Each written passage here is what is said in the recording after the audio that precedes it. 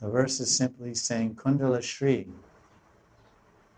So the simple external translation is beautiful ornaments. But now he describes how beautiful they are. There's a whole group of sentences here describe the beauty. His earrings are very beautiful. They're beautiful when they're completely visible. And what kind of beauty do they have when they're partially visible? And what kind of beauty do they have when they're completely covered by locks of Krishna's hair?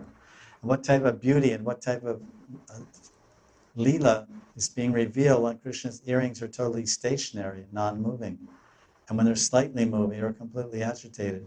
In this way, Krishna's earrings reveal various types of beauty, Shri, which means they reveal various types of pastimes with Srimati Radharani.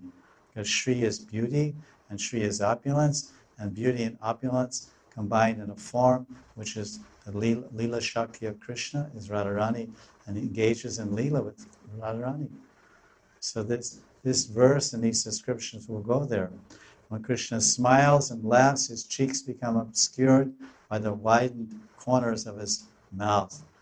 Thus the nectar that normally drips from his lips seems to be coming from his cheeks as well. Wow. Beautiful description. Nectar drips from his lips. The chakori birds of the gopis' eyes have climbed upon Krishna's cheeks to drink the nectar of his lips. The nectar of Krishna's lips appears on the cheeks of the gopis. And sometimes the nectar from the gopis' lips appears on Krishna's cheeks.